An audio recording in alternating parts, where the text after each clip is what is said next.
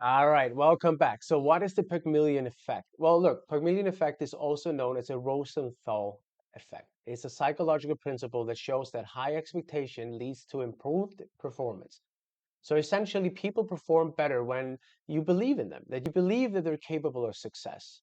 So, why does this matter in sales? Well, it's the same as we talked about before. Like when you approach a prospect with the expectation that the sales is going to go through, that they are an ideal client, well, they get ready to buy because they match your energy. They feel your tone. You talk different. You relay the message differently, and this will impact their decision making. The psychological base behind this is that this was studied in classrooms where teachers were, you know, expecting students to significantly, do better or perform at a higher level, and it influenced their performance.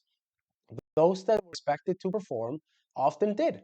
And in sales, your subconscious belief will influence how you approach your prospects, your clients.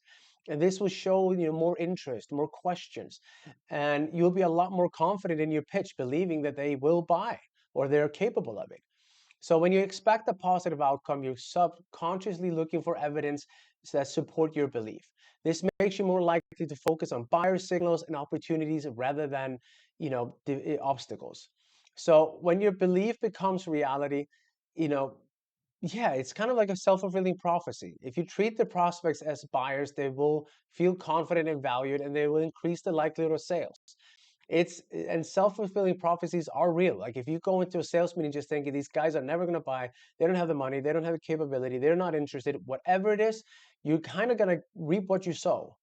So look, if your prospect is, if you're assuming they're not interested, you will, like I said, just project it, and the hesitation or lack of enthusiasm will make them so. It's like your wish is my command. So before a call, write down a positive assumption about your prospect. For example, they're curious about improving their business. They will frame your mind to success. It will just set you up for a better interaction. And when you project confidence in you and your solution, the prospects will pick up on it, and your enthusiasm and certainly becomes contagious. So instead of saying this might work for you, say, I know this will solve your challenge based on what you shared. This small shift installs trust. So building the mutual confidence will absolutely work with the Pygmalion effect. It isn't just one-sided. Co-creating a belief when you're set the expectations that both of you guys are lining up on the same thing. You want to build a partnership that works. You want to build something that is long lasting and will work together for the benefit of both. So if you use something like I see you achieving great results with this because it reinforces their confidence in the solution, and you put that little picture in their head.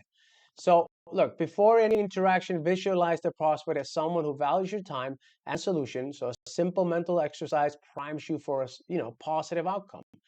So acknowledge the progress during the sales process as well. If the prospect is engaging with your demo or asking detailed questions, uh, you know, reward them with praise. Like you don't have to get corny, but just say that's a really good question. Look, I can see you're really detail oriented. That's good. Something in that direction just gives them that affirmation of like, I'm appreciated. Like, oh, I'm doing the right thing here. So this will, like I say, firm their behavior and strengthen their commitment. So when a prospect raises objections, they don't, you don't assume that they're being resistant. Just reframe their concern and sign of interest. For example, it's great that you're thinking about the ROI. If you, shows that that you want to make a good investment, that you're, detail oriented, whatever you want to use there, just you'll figure it out. This positions them as well as like there's concerns as logical, not as barrier. You remove the fact that you're fighting. Or it's like when they say like, the price is too high and you go, no, it isn't. Now you're fighting. Instead, you go, look, you're absolutely right. It is high, and I know you like value for you would like to get value for your money or for your buck. So let me show you why it is expensive, or why it is costly, or why it is pricey. So look, let's recap real quick. The Pygmalion effect proves that your expectations shape your reality.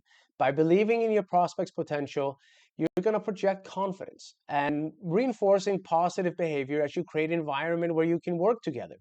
So this week, go into every sales call with that belief that your prospect wants to buy. Write it down, embody it and see how it transforms your results. So if you want to master more psychology tricks in sales and how to make your motivation and confidence better, check out my other videos. Look at what I've been setting up on my channel, and hit the like button, hit the subscribe button, support this channel by sharing it with someone, and let's make the belief the first step to your success. Thank you so much.